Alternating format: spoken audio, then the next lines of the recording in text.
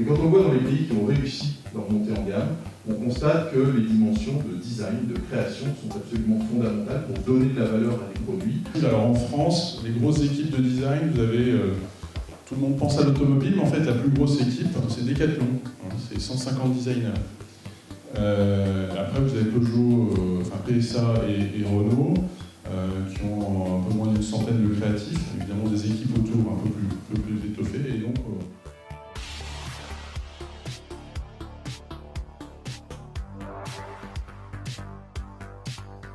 a dit, en fait, si on regarde, on vend 6 produits par seconde dans le monde. Les gens qui font sur un siège de bureau, vous avez du plastique injecté, sur celui-là vous avez de l'extrusion de soufflage. Kinetic Technologies, ça conçoit, ça fabrique et ça commercialise des mobiliers interactifs tactiles et des...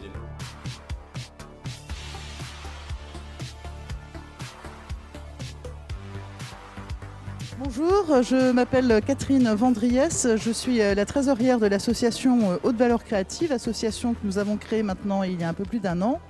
Donc je suis Thierry Laurent, je suis le responsable de la R&D de la société Eurocide qui fait du siège de bureau. Donc, je suis Stéphane Thirouin, directeur du design corporate du groupe SEB. Je m'appelle Fabien Imbert, je suis le fondateur et PDG de Kinetic Technologies et je suis venu présenter pourquoi et comment j'ai créé Kinetic Technologies. Avec Laurent Henbel qui en est le président, et l'objectif de cette association, c'est finalement ce qui est en train de se passer derrière moi. Il est de rapprocher physiquement des chefs d'entreprise, de PME, TPE si possible, et des designers qui sont en capacité les uns et les autres, en tout cas c'est ce que nous espérons, de partager leurs expériences et surtout de travailler, de trouver des axes de développement et de travail en termes d'innovation. Et je suis venu aujourd'hui présenter notre démarche de design, en quoi elle consistait. Le design, oui, mais pas seulement, l'éco-design et puis la responsabilité sociétale de l'entreprise, en quoi ces facteurs nouveaux ont fait que les dessins des sièges de bureau a changé. Et je suis présent ici à Dijon en tant que représentant d'une entreprise dont le berceau est en Côte d'Or, puisque c'est Selongey, avec SEB. Ma présence lors de cette journée, elle est à titre de témoin, d'expliquer un petit peu comment le groupe a intégré le design, comment il l'utilise, comment il en tire bénéfice pour la création d'une offre produit la plus pertinente et la plus innovante possible. Donc l'idée de départ était d'arriver à partager du contenu et de trouver des outils collaboratifs, grand format, interactifs et tactiles, contrairement à des smartphones et des tablettes qui sont des outils mono-utilisateurs. Voilà, parce que l'objectif de l'association, c'est réellement de faciliter le développement économique de nos entreprises, la création de valeur ajoutée et si possible pas délocalisable. Et on pense que l'innovation est l'axe majeur de développement de nos structures aujourd'hui économiques sur nos territoires. Alors, nous, on travaille effectivement avec des agences de design, donc régulièrement, en principe, on sort une gamme majeure tous les ans. On travaille également avec des écoles. Pour nous, il est important et il est même nécessaire de, chaque fois qu'on sort un nouveau produit, de le faire étudier par un designer. C'est pour ça que je suis là aujourd'hui, pour expliquer quelle est notre démarche et quel est l'intérêt de cette démarche. Alors le process est... la source est toujours le marketing qui propose un brief d'objectifs sur le projet. De là est créée une équipe projet qui comporte un chercheur ou un développeur suivant le niveau de maturité du projet en question, un designer et donc le chef de produit. Le tout est encadré par un chef de projet qui va s'assurer de la tenue des délais, des coûts sur le projet. Au départ, il y a l'idée, oui. Après, on cherche pendant longtemps pour essayer de trouver des facteurs clés de succès, des facteurs de différenciation, surtout pour qu'on ait une légitimité sur le marché. Ça prend beaucoup de temps. Ça prend beaucoup de temps pour le comprendre et ça prend encore plus de temps pour le mettre en œuvre. Et accessoirement un peu d'argent. Et donc nous, en ce qui nous concerne, on a travaillé pendant 2 ans en mode garage, à bricoler avec nos geeks tout un tas de composants électroniques pour savoir si on allait y arriver. Et comme on était plutôt assez satisfait de ce qu'on arrivait à faire, en fin 2013, on a lancé la société juste derrière. Le premier conseil, c'est le marketing. Il faut déjà bien définir quel est son besoin, à quel prix, pour quel délai, quels sont les quels sont les concurrents importants, quels sont les avantages et les inconvénients des produits existants. Et quand on a bien délimité ce périmètre marketing, c'est facile d'intégrer un designer. Et après, quand on l'intègre, essayer de l'intégrer dans un groupe de projets le plus en amont possible, qu'il ait bien conscience des enjeux à la fois en termes de matériaux, en termes de produits, en termes de matériaux, je l'ai dit, mais en termes de production aussi pour faire un produit qui correspond le mieux à l'entreprise. Intégrer les designers le plus tôt possible dans le process, c'est un gage de réussite sur un projet de produit nouveau. Un designer, ça vient pas avec des croquis, ça vient déjà avec aucun a priori pour voir comment l'entreprise fonctionne et en fonction du projet, il s'adapte vraiment à ce qu'on a envie de faire.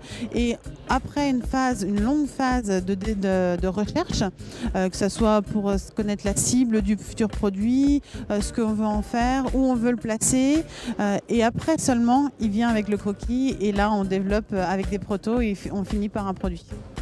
Bonjour, je m'appelle Guillaume Moret de Rocheprise.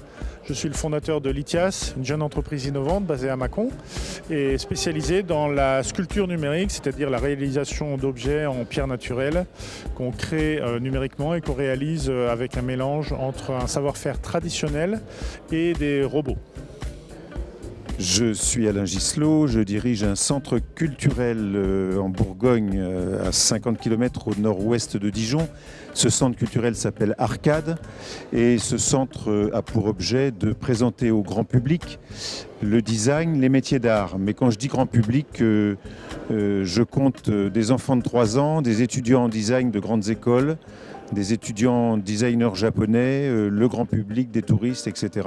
Le but de l'injection des technologies numériques dans un métier traditionnel comme la sculpture, c'est pas du tout de supprimer des emplois, au contraire, c'est bien évidemment d'en créer, pour une raison simple, c'est que le sculpteur, c'est quelqu'un qui intervient en bout de chaîne. Pour intervenir en bout de chaîne, il faut que la chaîne existe. Pour que la chaîne existe, il faut qu'elle soit rentable. Donc pour pouvoir faire intervenir des sculpteurs, il faut être capable de faire les opérations amont, la création et l'ébauche. Chez nous, si c'est fait en Chine, ce ne sera pas de l'emploi pour nous. Et pour faire ça, le mieux, c'est encore d'utiliser des technologies modernes, de réinventer complètement l'acte de conception et de création et de sculpture. Donc voilà, nous, on fait tous les jours la démonstration que plus on injecte des technologies numériques et de la robotique, et plus on crée de la place pour l'humain, qui plus est dans un endroit où, par essence, l'acte humain est irremplaçable puisqu'on a essayé de mettre de la technologie qui n'a pas pu la remplacer. Donc le modèle de Lithias, c'est un modèle de création d'emplois et d'emplois pérennes localisés en Bourgogne.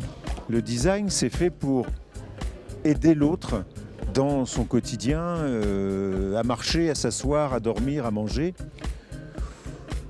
Je veux dire que le beau, l'esthétique, ça ne vient qu'après, et je veux dire qu'un objet parfaitement bien étudié, au bout du compte, il aura une certaine beauté.